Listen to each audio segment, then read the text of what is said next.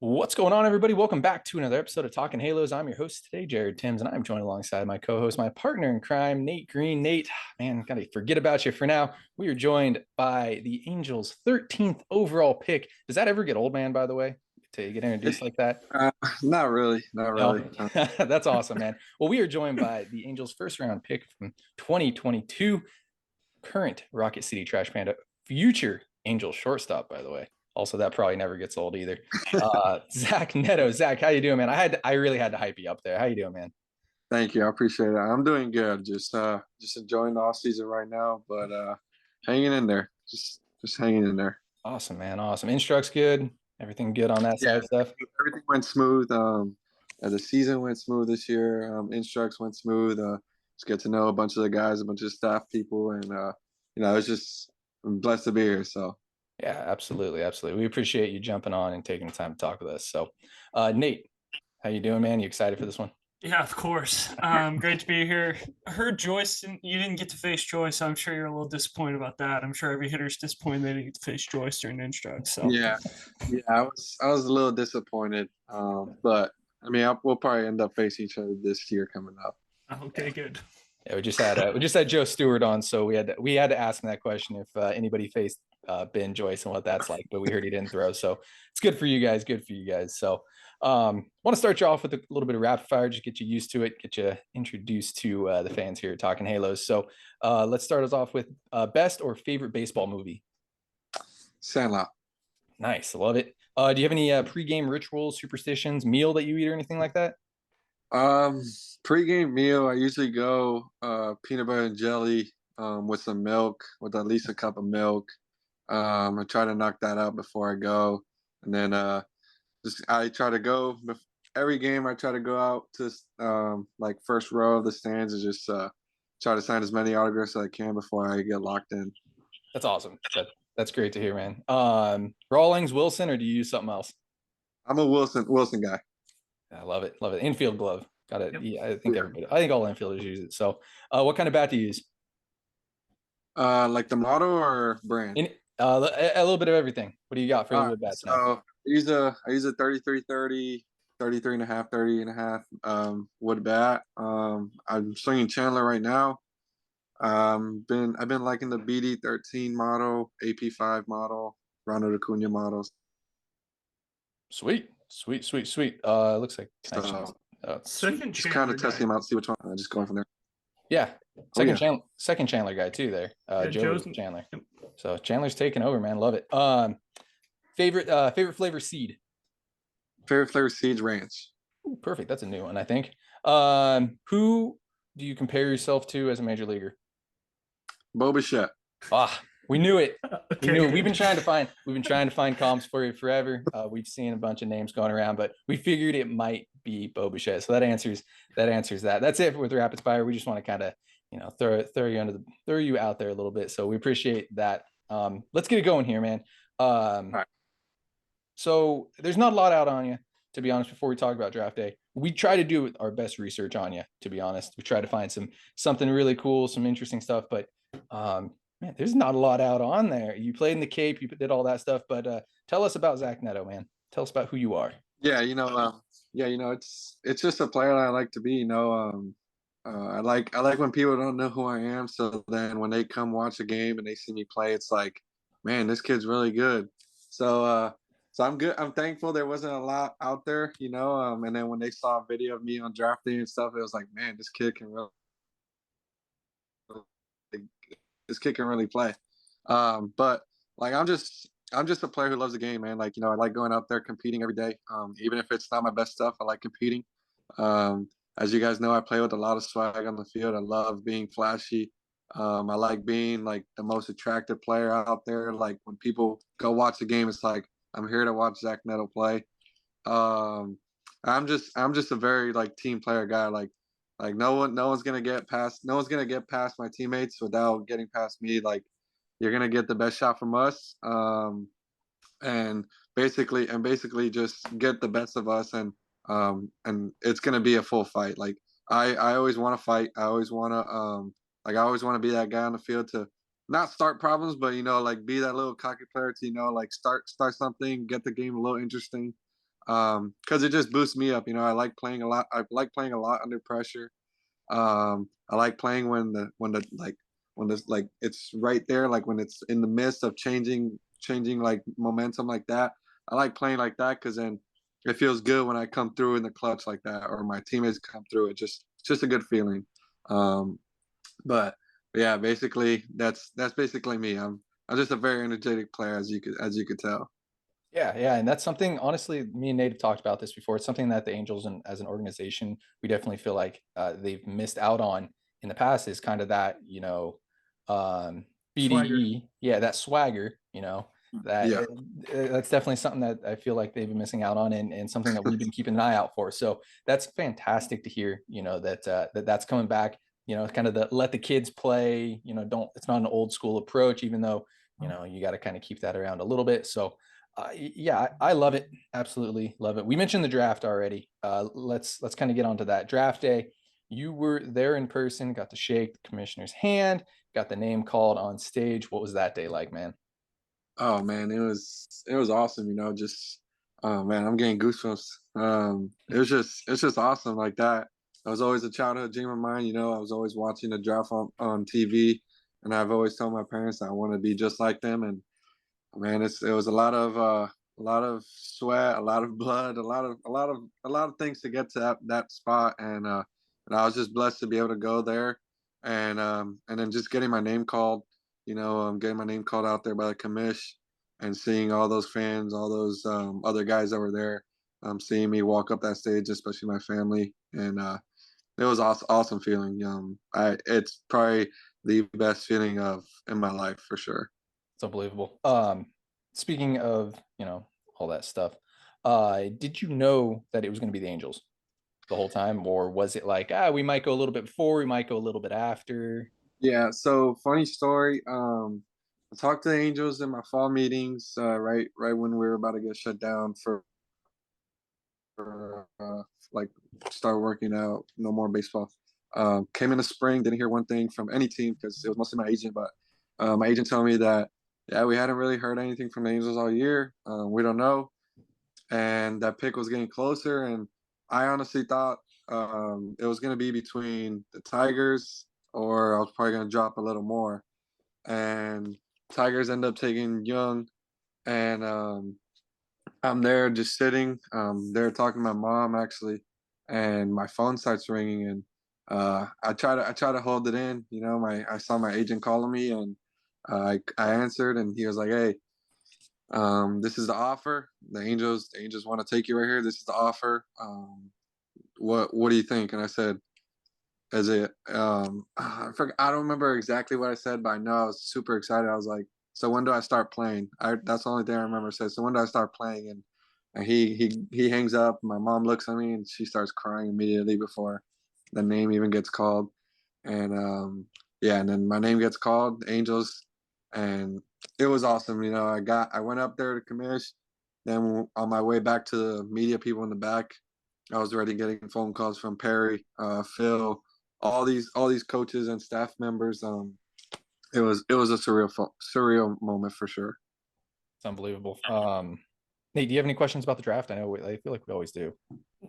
No, that was going to be my question. Is like, did he know it was the Angels? And I mean, that's got to be a really cool feeling, just sitting there and just kind of feeling out what teams you thought it could be. So yeah, that's awesome. Really, really happy that we got you. So that's cool. I appreciate that. Yeah, absolutely. Nate, I know you had a couple questions. Rocket Yeah, City, of course, that was of a course. fun season, and of course, I think we got to talk the two-strike approach. So take it away, Nate. Yeah, so like you said, when you start playing, you start in high A, get moved up after what 10 days or so to double A. Yeah. What was Rocket City like? We talked about it all year, the culture and just like the difference that team wanted to win. That was like the one of the two spots where it's like, hey, the Angels really want to win in double A this year. So kind of tell us what that was like. Yeah, so when I got the call to go to Double A, to Rocket City, they were actually on the road, so we went to Biloxi, and my first day in Biloxi, I came in mid game, full uniform and everything, and I was just seeing how the culture was with the team because especially we weren't home, so just want to see how the vibes were. And right off the bat, once I walked through the dugout, The inning had just changed. Coleman Crow just got out of an inning, and Andy comes up to me and he shakes my hand very firmly. Comes up to me, he's like, "Hey, we're very, very happy you're here. Like just enjoy the moment today, and you'll be out there tomorrow." And ever since that moment, man, it was just like I just went out there and did me. Went out there with my team. The team had my back no matter what. I didn't go in there perfect. I went in there, had a couple mistakes, a couple errors at first, getting a couple jitters out. But having those older guys like Palmero, Hunter, Jackson, like all these guys, just keeping my head up and just telling me like you're here for a reason. Like show us why you're here, and just being able to have that every day. Having a good teammates, having a good coaching staff. Coming back home when we came to Rocket City. Oh man, coming to that walkway, it was just all these fans asking for autographs. It was a surreal moment. It was a surreal moment, and when I heard my name get called for the lineup, you just heard the place go crazy. Every time I came up to bat, it was like very, very cheerful. Very like I don't even know how to explain it. It's a lot of words. But when I got my first hit in Rocket City, it was an honor. Like the place went crazy. My body went numb for the first time. Uh, but it just felt like home. Like after that first game, it just felt like home. Just felt like another stadium. The atmosphere was awesome, and I just got comfortable. Just got comfortable with the team, got comfortable with the coaching staff, got comfortable just in Double A in general, and ended up helping me out throughout the rest of the season. Met some really good guys I talk to every day now, and just excited I was able to be a part of that team. That's awesome. So playoff atmosphere there compared to regional at Tennessee or even at home games at Campbell. Like, what was the difference atmosphere wise? Because it sounds like just being there was just nuts. Yeah. Oh man, it was nothing compares to a college regional, especially in Tennessee. Man, those Knoxville people are something else. But man, Rocket City was no joke. Just as an infielder, you're out there wanting the ball, and you're looking around in the stands, just trying to enjoy every moment. But it's like, man, you're getting too caught up in the stands. You need to focus on the game. Like that's how insane it was, and just like anything that we hit, it could have been a fly ball to center field, and everybody was cheering. Like it was just awesome. Like there wasn't one part of being like mad or sad the whole time. And they had our back no matter what. We ended up losing the two games at home, but like they cheered for us through all 9 innings, through the good and bad. So yeah, it was definitely an atmosphere to be a part of for sure. That's awesome. Big deal for you guys to get into the playoffs too. First time in a long time that any Angels minor league team's been to the playoffs. So that was cool to see. Yeah. So, like you talked about, Bo Bichette kind of being your MLB comp. The big thing out of the draft was what's his leg kick like? Is he going to be able to hit?